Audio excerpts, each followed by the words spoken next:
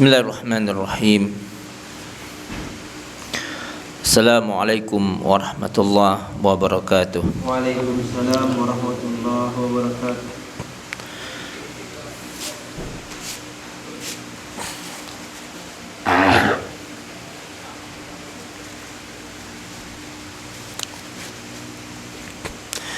Innal hamdalillah nahmaduhu wa nasta'inuhu wa nastaghfiruh.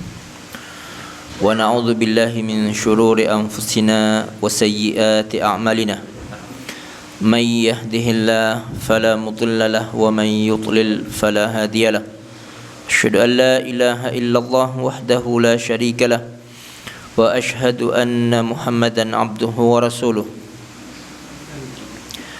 يا أيها الذين آمنوا اتقوا الله حق تقاته ولا تموتن إلا وأنتم مسلمون يا أيها الناس اتقوا ربكم الذي خلقكم من نفس واحدة وخلق منها زوجها وبث منهما رجالا كثيرا ونساء واتقوا الله الذي تساءلون به والأرحام إن الله كان عليكم رقيبا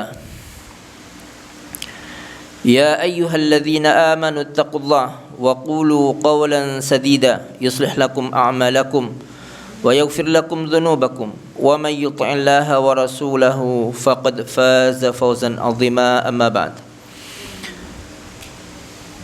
فإن أصدق الحديث كتاب الله وخير الهدي هدي محمد صلى الله عليه وآله وسلم وشر الأمور محدثاتها فإن كل محدثة بدعة وكل بدعة ضلالة وكل ضلالة في النار. Kita lanjutkan kajian kita. InsyaAllah malam hari ini kita akan meneruskan kajian tentang larangan mengikuti sunnah-sunnah jahiliyah. Artinya kebiasaan-kebiasaan haram yang dahulu dilakukan oleh orang-orang sebelum Islam. Dan ini umum, bukan cuma Yahudi dan Nasrani. Kalau di negeri kita mungkin ada Yahudi, ada Nasrani, bahkan ada adat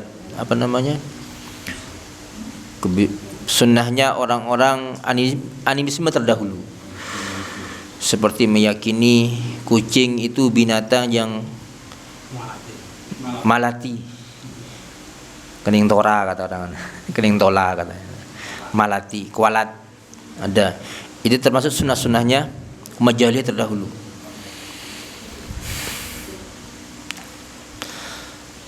Hadits yang pertama, An Abi Sa'id Al-Khudri radhiyallahu ta'ala anhu, anin Nabi sallallahu alaihi wasallam qala, dari Abu Sa'id Al-Khudri radhiyallahu ta'ala anhu, dari Nabi sallallahu alaihi wasallam, beliau bersabda, la tattabi'unna sunana man kana qablakum shibran bi shibrin. Sungguh kalian akan mengikuti sunnah-sunnah jalan, kebiasaan.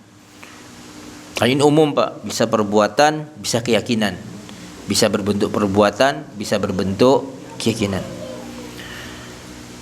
Sunnah-sunnah orang-orang sebelum kalian, shibran bi shibrin, sejengkal demi sejengkal, dhira'an bi dhira'in, sehasta demi sehasta. Maksudnya Pak, sedikit demi sedikit enggak terasa Pak. Akhirnya apa? Banyak. Bahkan bisa menguasai Pak seluruh perbuatan manusia. Ngikuti sunnahnya ini Pak. Hatta law dakhalu juhra dhabbin, sampai seandainya mereka itu masuk ke lubang biawak, tabi'tumuhu, kalian akan mengikutinya. Qulna ya Rasulullah, al-yahud wan nasara, kami bertanya apakah itu adalah orang-orang Yahudi Nasrani? Qala faman, kalau bukan mereka siapa lagi?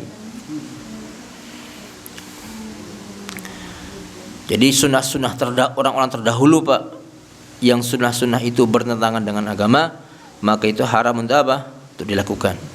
Seperti sekarang Pak, banyak kaum muslimin yang latah mengikuti ulang tahun itu Pak. Itu sunnahnya orang Nasrani. Sebenarnya ulang tahun itu umum Pak. Hatta mengulang tahuni kelahiran Nabi sama sebenarnya, enggak ada bedanya. Sebagaimana mereka mengulang tahuni kelahirannya Isa, sama. Menjadikan kuburan sebagai tempat perayaan itu Pak. Itu Nabi berlindung Pak. Jadi Nabi itu berlindung kepada Allah agar Allah tidak menjadikan kuburannya sebagai tempat perayaan. Sekarang Pak sengaja dibuat Pak. Padahal Nabi berlindung dari hal itu. Menghiasi kuburan, menggambar gambarnya orang-orang soleh, itu termasuk kebiasaannya orang-orang Yahudi dan Nasrani. Siapa yang bilang? Ini Nabi. Iya. Ulaika idza mata fihimur rajulus salih sawwaru suwarahum. Mereka itulah orang-orang yang kalau ada orang soleh mati di tengah-tengah mereka, mereka akan menggambar gambar-gambar mereka. Dan bahkan Nabi menambahkan dan menjadikan kuburan-kuburan mereka sebagai tempat sujud, tempat ibadah. Jadi menjadikan kuburan sebagai tempat ibadah, mengadakan perayaan di kuburan-kuburan, itu termasuk kebiasaannya orang-orang Yahudi dan Nasrani terdahulu. Dan itu umat Islam sekarang banyak Pak terpedaya dengan hal itu. Nah boleh. Termasuk tawassul Pak. Minta kepada orang-orang yang sudah mati agar orang mati itu menyampaikan permohonan mereka kepada Allah. Itu sunnahnya orang-orang terdahulu. Haram untuk diikuti. Bahkan itu bagian dari kesyirikan. Kalau yang sekarang Pak seperti Valentine Day itu Pak itu masuk. Kalau di Jawa termasuk keyakinan-keyakinannya orang-orang kejawen terdahulu Pak. Dalam masalah kelahiran. Oh banyak Pak. Banyak sekali. Banyak sekali. Adanya hari sial. Ini termasuk sunah-sunahnya orang-orang terdahulu.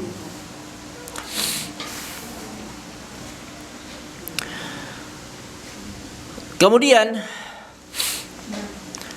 An Ibnu Abbas radhiyallahu taala anhuma anna Rasulullah sallallahu alaihi wasallam qala abghadun nasi ila Allah thalatha. Orang yang paling Allah benci itu ada 3. Yang pertama mulhidun fil haram, orang yang nyeleweng di tanah haram, nyeleweng dari hukum agama, melanggar hukum Allah. Di mana? Di tanah haram. Melanggar hukum Allah Pak, di mana-mana haram hukumnya. Tapi di tanah haram lebih besar dosanya. Apalagi di tanah haram, di bulan haram seperti sekarang Pak, maka dosanya lebih besar. Karena itu Pak, orang yang kalau melakukan pelanggaran seperti membunuh Pak tanpa sengaja di bulan haram, itu dietnya kata sebagian ulama ditambahi sepertiga. Ditambahi sepertiga. Orang itu Pak kalau membunuh tanpa sengaja bukan sengaja loh Pak. Tanpa sengaja, kemudian dia itu bayar dietnya kan kalau pakai uang 1.000 dinar Pak. 12 miliar uang sekarang.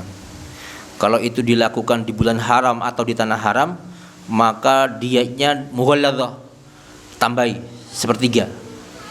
Berarti menjadi berapa? Ya 12 bagi 4 berapa Pak? Bagi 3 4. Jadi 12 tambah 4 Pak, 16 miliar. Lebih besar lagi.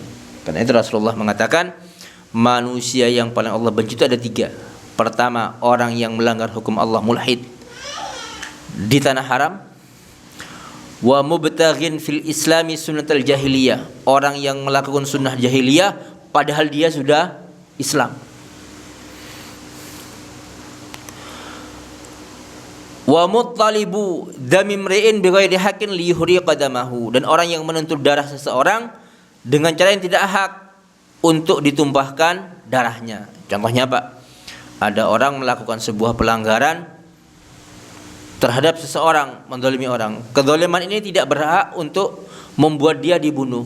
Tapi keluarga yang terzalimi minta apa? Minta dibunuh. Ini juga masuk bab ini Pak, tidak boleh. Apalagi nggak ada salahnya kemudian dibunuh, lebih besar lagi dosanya. Lebih besar lagi dosanya. Jadi orang yang melakukan sunnah-sunnah jahiliyah padahal dia itu sudah Muslim Pak, maka apa? Maka itu termasuk orang yang sangat Allah benci. Karena itu Pak, kita harus paham agama kita dan kita harus tahu Pak batasan-batasan yang boleh dan yang tidak boleh dari perbuatan orang-orang yang ada di sekitar kita.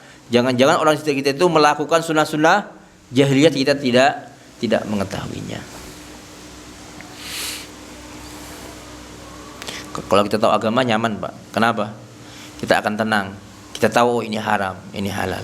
Kalau kita tidak tahu Pak, kadang-kadang kita tanpa terasa melakukannya. Karena itu Pak Umar itu Pak melarang orang yang tidak paham fikih muamalah untuk jualan di pasar. Tidak boleh Pak sama Umar. Kenapa? Takut ia jatuh pada perkara haram, sedangkan dia tidak tahu. Karena dia mengira itu adalah boleh. Dan ini banyak terjadi Pak. Dan ini banyak terjadi. Karena itu Pak, kalau untuk menipu orang-orang seperti itu, kasih aja labelan Pak, label syariah. Masih riba dibilang syariah Pak, dikira Islami itu Pak. Padahal praktiknya riba, tetap riba. Kemudian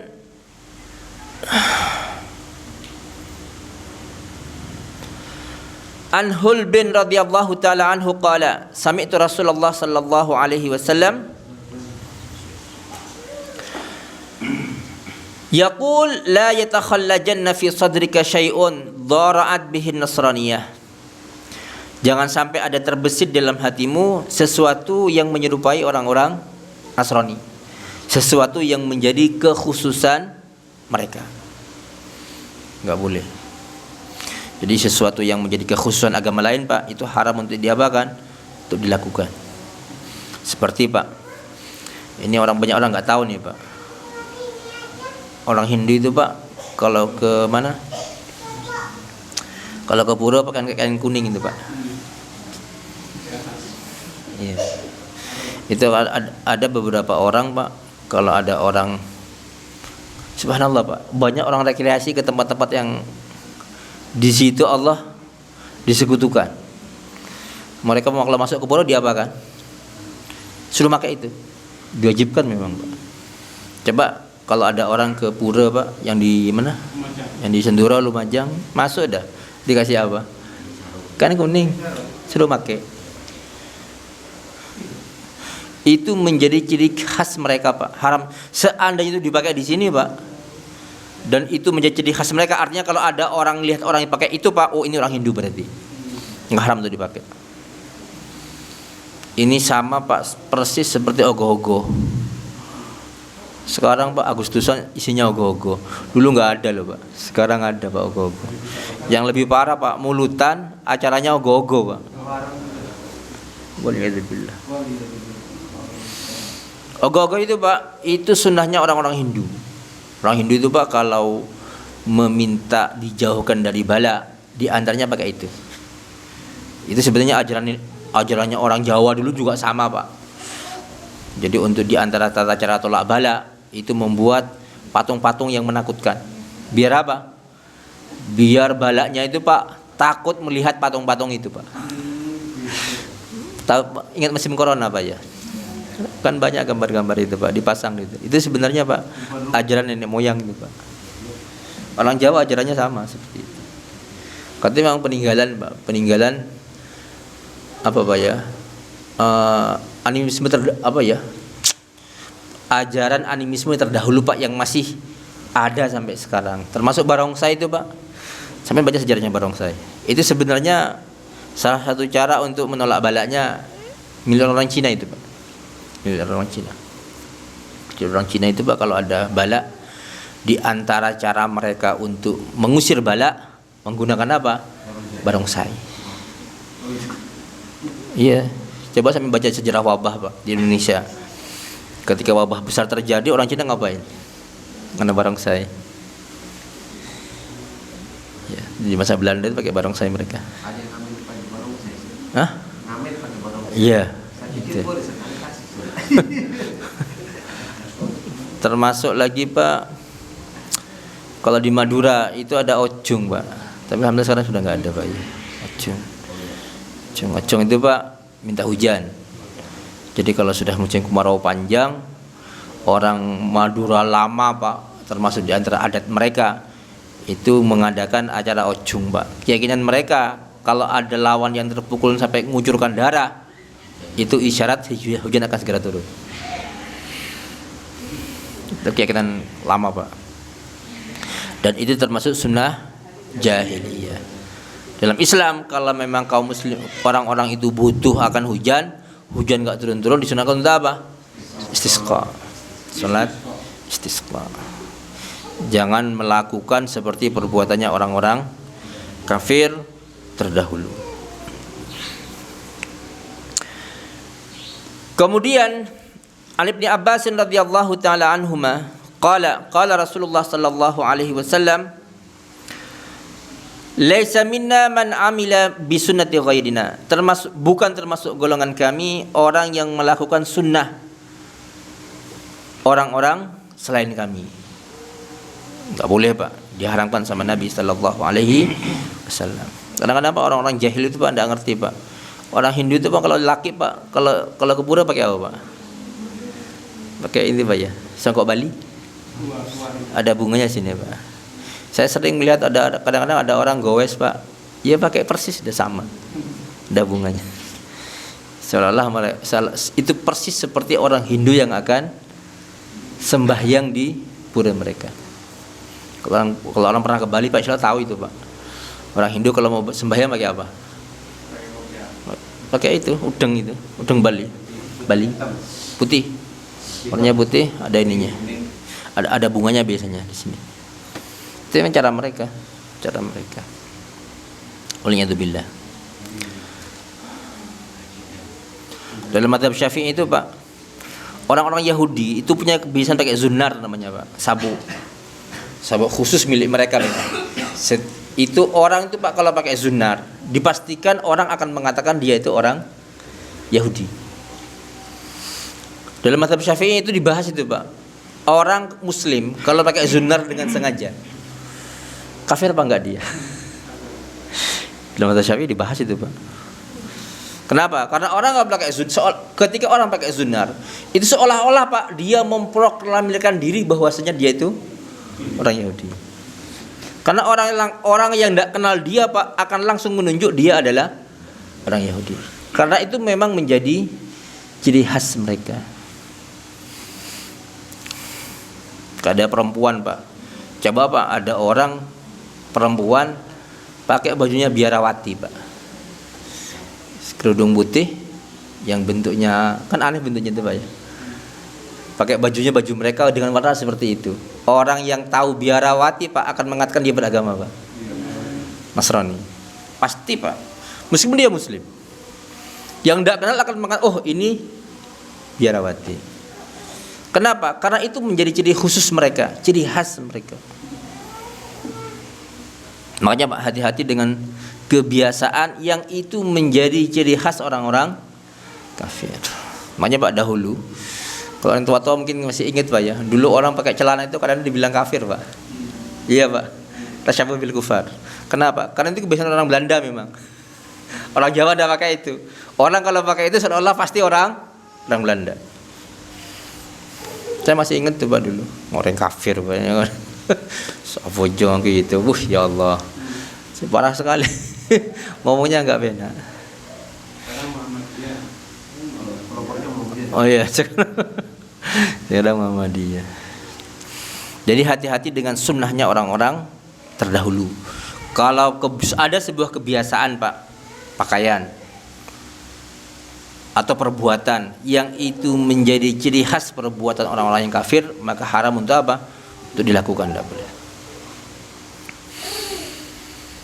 Kemudian bab berikutnya, bab zajri 'anil ghulu wa tanattu, bab larangan untuk ghulu, berlebih-lebihan dalam beragama. Wa tanattu tasyaddud itu Pak, memberat-beratkan diri dalam urusan agama, enggak boleh.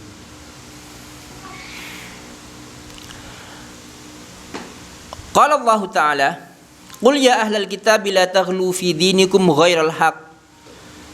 Hai ahlul kitab, orang-orang Yahudi dan Nasrani, la taghlu fi dinikum ghairal haq. Janganlah kalian berlebih-lebihan dalam agama kalian, ghairal haq, dengan cara yang tidak benar. Wala tattabi'u ahwa'a qaumin, dan janganlah kalian mengikuti hawa nafsu orang-orang qad dhallu, yang mereka telah tersesat min qablu, sebelumnya, wa adallu katsira, dan mereka banyak menyesatkan orang, wa dhallu an sawa'is sabil, dan mereka Dhallu, tersesat dari jalan yang benar, dari jalan yang lurus.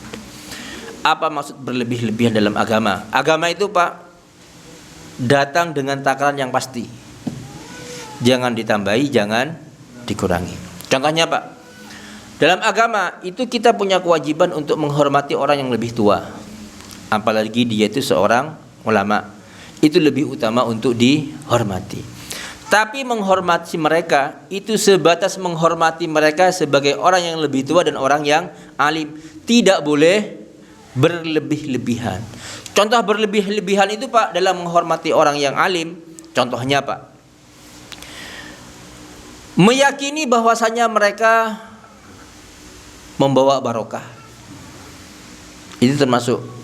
Makanya Pak, ada orang Pak yang mencium ulama mereka dibolak-balik Pak. Alasannya apa? Ngambil barokah. Kalau mereka makan Pak ada sisanya Pak, orang yang ngambil itu rebutan Pak. Iya. Itu termasuk apa? Ghulu, berlebih-lebihan dalam urusan agama. Ulama itu Pak dihormati karena mereka apa? Membawa ilmu warisan para nabi. Ambil warisan mereka yang mereka dapatkan dari para nabi. Kalau mereka buat sendiri Pak, ya jangan diambil Pak, karena itu bukan warisan. Karena itu Nabi mengatakan al ulama warathatul anbiya. Ulama itu adalah pewaris para nabi. Artinya apa? Kalau yang mereka berikan kepada kita itu hasil warisan dari nabi Pak, ada sumbernya dari nabi, ambil. Kalau ternyata yang mereka berikan itu kok enggak ada sumbernya dari nabi, ya jangan diambil. Contoh lagi Pak, termasuk ghulu, berlebih-lebihan dalam beragama. Ada orang bersemangat dalam agama Pak hingga mengharamkan sesuatu yang halal. Itu juga bagian dari apa? Berlebih-lebihan dalam urusan agama. Wis aku ben gak ana sing ganggu dalam beribadah, aku ndak kate kawin aku. Ada enggak orang seperti itu? Ada. Ada orang yang semangat sekali berpuasa sampai ndak pernah berbuka Pak. Tiap hari puasa dia, kecuali hari raya Pak, baru nggak puasa dia. Sama hari tasyrik. Ada juga itu namanya apa? Ghulu, berlebih-lebihan. Ada orang Pak yang kalau malam nggak tidur dia, saking semangatnya beribadah. Meninggalkan itu sengaja untuk beribadah kepada Allah. Boleh apa anda? Nggak boleh berlebih-lebihan dalam urusan agama. Karena itu Pak, ketika ada beberapa orang datang ke rumah-rumah Nabi menanyakan kepada istri-istri beliau tentang bagaimana ibadah Nabi di rumah, kemudian mereka menceritakan, apa kata mereka? Kalau kok sedikitnya ibadahnya Nabi di rumah. Hanya mereka punya asumsi Pak, kalau Nabi kan sudah diampuni dosa-dosanya, pantas sedikit kita. Kalau kita kan enggak ada jaminan katanya. Satu mengatakan, kalau begitu aku enggak akan tidur semalaman, sholat terus. Yang satu mengatakan, aku enggak mau nikah, biar enggak diganggu oleh istriku dalam menjalankan ibadah kepada Allah. Yang satu mengatakan, aku akan berpuasa terus menerus. Nabi datang Pak, mendengar ucapan mereka, marah Nabi Pak, merah mukanya. Kalian yang mengatakan seperti ini, maka Nabi mengatakan, ketahuilah bahwasanya aku adalah orang yang paling takut kepada Allah, orang yang paling takwa kepada Allah. Aku puasa juga berbuka, aku menikah, dan aku juga apa? Tidur. Sholat juga tidur. Kemudian Nabi mengakhiri ucapannya dengan apa? Faman raghiba an sunnati falaysa minni. Jadi orang itu Pak kalau beribadah tengah-tengah. Maksudnya tengah-tengah itu Pak, yang ada itu Pak jangan ditambahi, jangan dikurangi. Tengah-tengah namanya Pak. Kalau ada sebuah perintah Pak, kok kita nggak bisa melaksanakan semuanya, maka apa? Yang bisa dilakukan jangan ditinggalkan. Jadi lakukan ibadah itu semampunya. Yang nggak mampu jangan dipaksakan. Karena memang dilarang sama Nabi. Karena itu Pak, ketika Nabi melihat ada tali Pak di tiang-tiang masjid, tanya Nabi, ini talinya siapa ini katanya?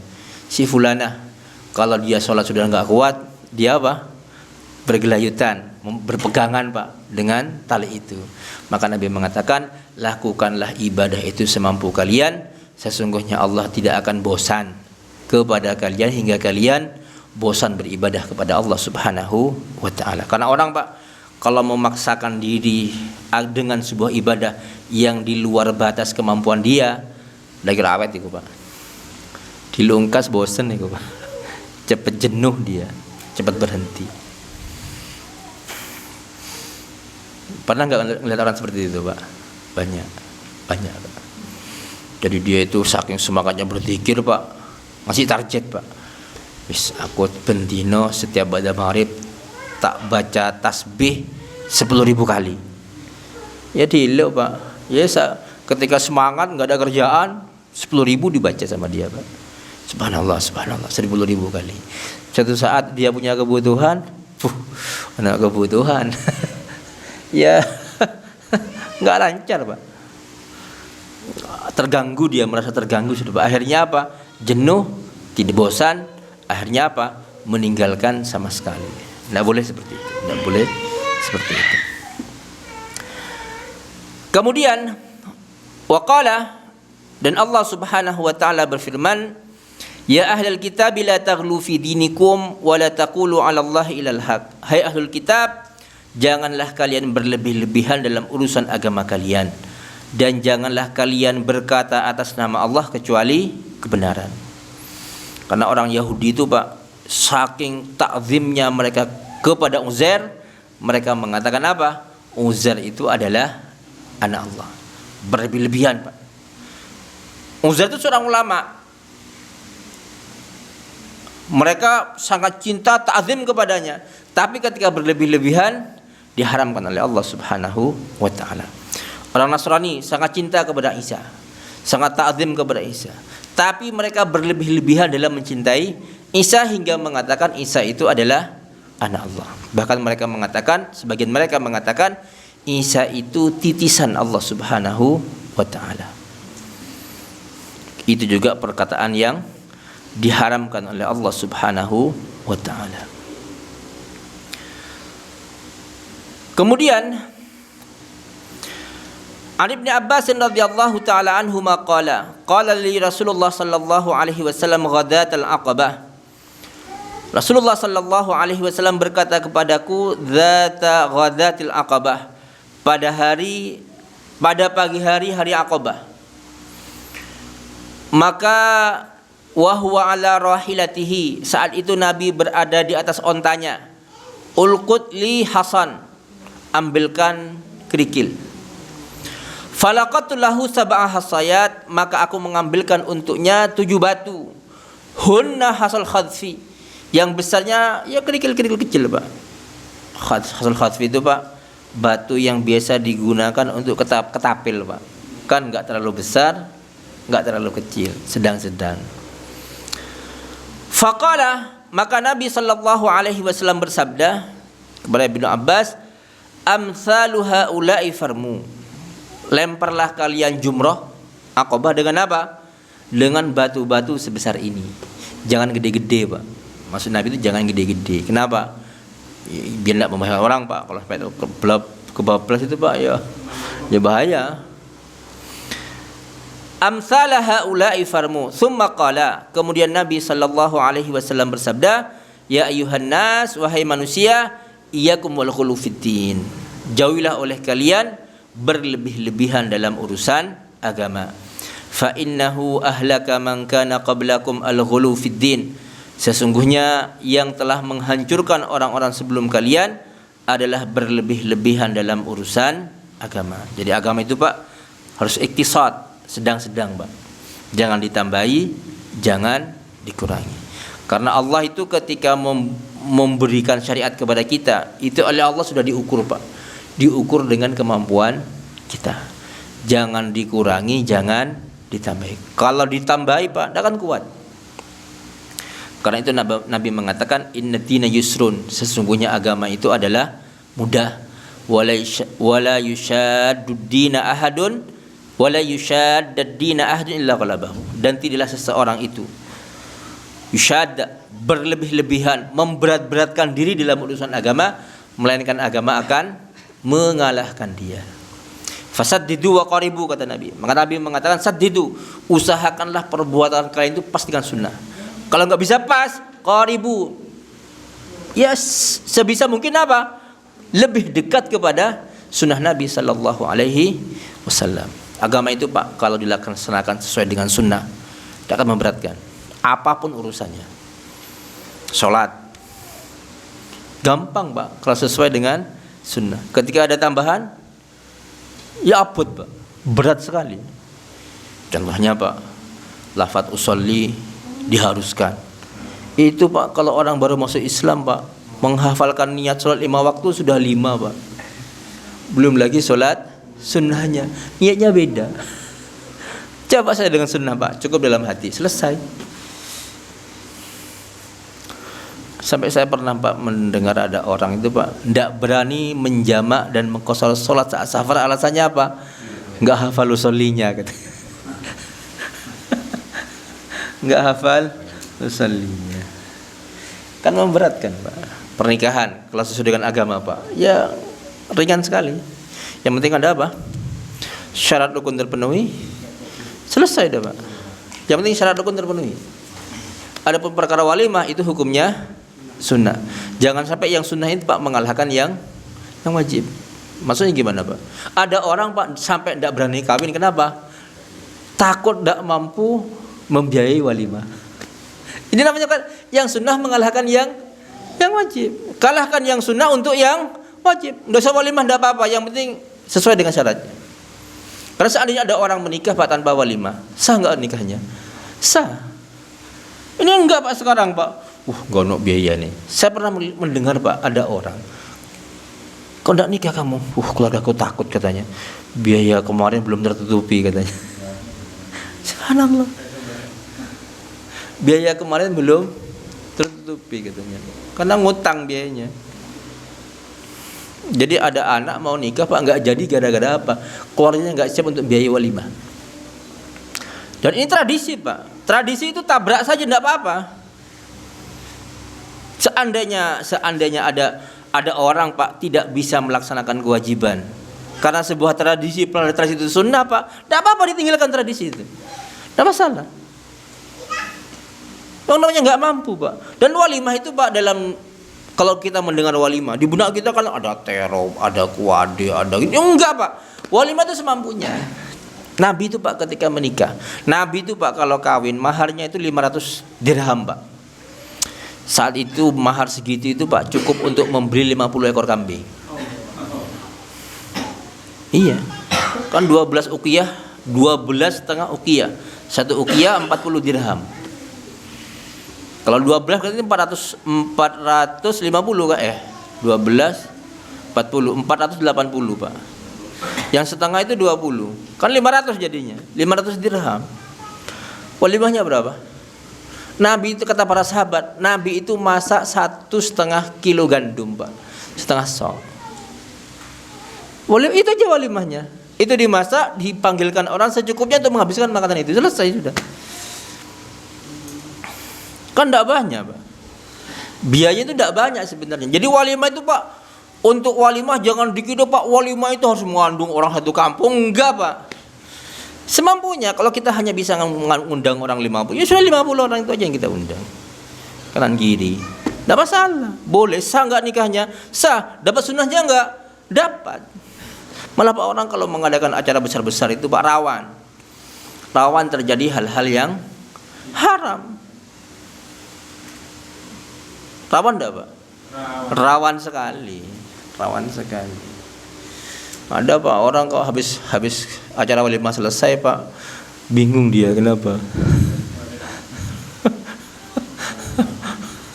Kasihan kemantennya Pak, tidak bisa menikmati hidup.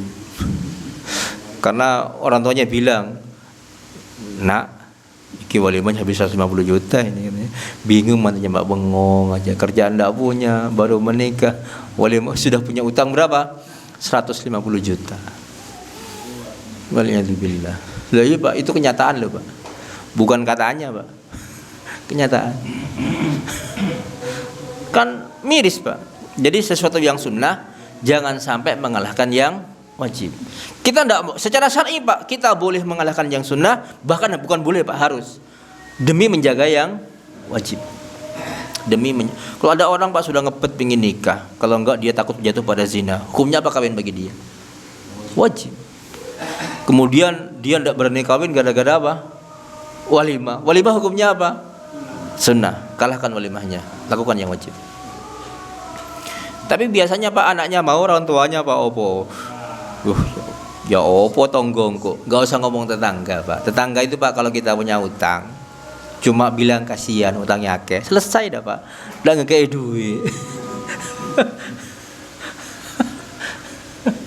Tapi kalau nggak ngadakan walimah Pak, paling itu mentong dhisik kan gitu Pak biasanya Pak.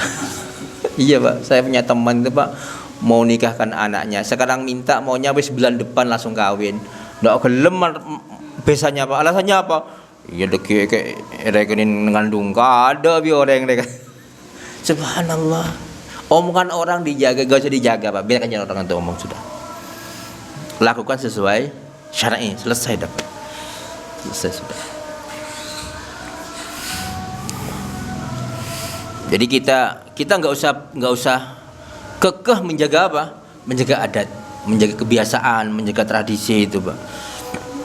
Makanya Pak, semua yang tidak sesuai dengan koridor syar'i nanti ujung-ujungnya akan apa? Akan memberatkan. Sekarang itu Pak di Indonesia, saya bisa buka datanya, data Kemenak Pak, KUA. Dalam 3 tahun terakhir ini Pak, perkawinan di Indonesia itu berkurang kalau nggak keliru 30%. Nurun 30%. Manusia banyak. Hah? Manusia banyak. Orangnya semakin banyak, angka pernikahan semakin kecil. Itu Pak di antara sebabnya yang paling utama Pak, ya gaya hidup. Yang perempuan tidak mau nikah kecuali dengan orang kaya, yang laki-laki takut nikah karena khawatir tidak bisa membiayai keluarganya. Itu Pak, kalau sampai pintu yang halal tertutup, nanti pintu haram terbuka lebar. Itu bahaya sudah. Kalau sudah sampai perzinahan itu menyebar gara-gara orang-orang nggak mampu kawin Pak, alamat dah Pak. Karena sebuah negeri yang menyerajalela perzinahan di situ Pak, orang kalau sudah biasa zina, bawahnya nggak mau anak. Sampai cari dapat orang seneng zina, mau anak nggak dia? Nggak akan mau. Karena itu Pak, sebuah negeri yang perzinahan menyebar di situ Pak, bisa dipastikan bayinya tidak akan banyak.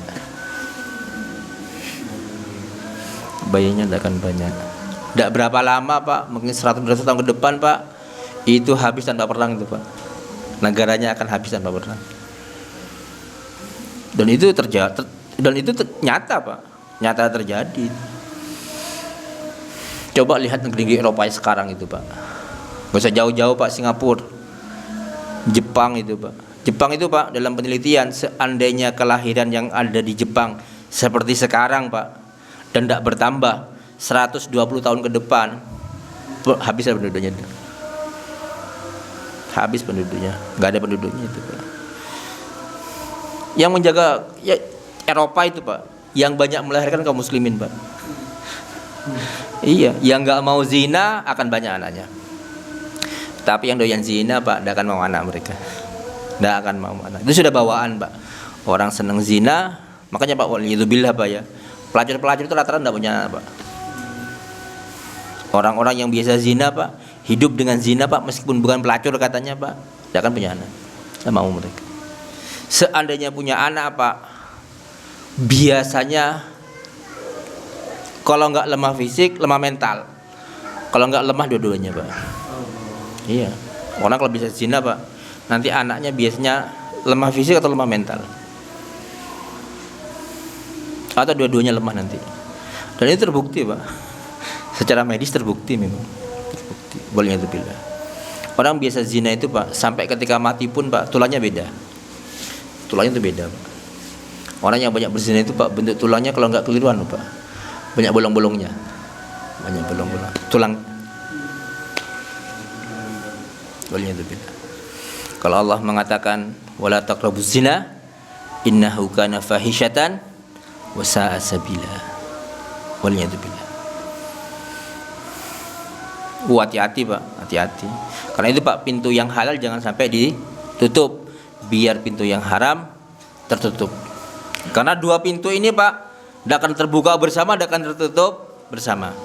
Kalau yang satu dibuka, satunya akan tertutup. Kalau satunya tertutup, satunya akan terbuka. Kemudian An Abdullah bin Mas'ud radhiyallahu taala anhu qala Rasulullah sallallahu alaihi wasallam, halakal mutanatti'un, hancurlah al mutanatti'un, orang-orang yang berlebih-lebihan, memberat-beratkan diri dalam urusan agama. Al mutanatti' itu Pak, orang yang tasyaddud, sesuatu yang mudah dicari yang sulit bagi dia. Jangan, agama itu mudah. Kalau ada dua pilihan, mudah dan sulit, ambil yang mana? Ambil yang mudah. Biar kita itu Pak, ketika melaksanakan agama ini selalu lego Pak. Karena itu Pak, kalau kita berada pada sesuatu yang di situ ada ringan Pak, rukhsah umumnya Pak, jangan sampai nggak diambil. Ambil saja. Paling tidak sekali-kali kita mengambilnya. Karena itu para ulama mengatakan Pak, sebenarnya ketika Allah memberikan rukhsah, kemurahan, kemudahan pada amalan-amalan tertentu, seperti ketika safar 2 rakaat, ketika puasa boleh tidak safar, boleh tidak berpuasa, boleh berbuka, ketika sakit boleh nggak jamaah. Itu sebenarnya Pak, rukhsah-rukhsah itu agar hati kita, niat kita, semangat kita tetap terjaga selalu. Karena orang kalau tidak pernah ngambil rukhsah Pak, cepat jenuh dia, cepat jenuh. Jadi adanya rukhsah itu untuk apa? Untuk menjaga agar kita tetap semangat melakukan kewajiban itu. Mungkin cukup sekian kajian kita pada kali ini. Insyaallah pada pertemuan yang akan datang kita akan masuk bab beberapa larangan dalam berwudu. Masuk kitab at-taharah insyaallah. Aqulu qouli hadza wa astaghfirullah li wa lakum innahu huwal ghafurur rahim. Subhanakallahumma bihamdika asyhadu an la ilaha illa anta astaghfiruka wa atubu ilaik. Assalamualaikum warahmatullahi wabarakatuh.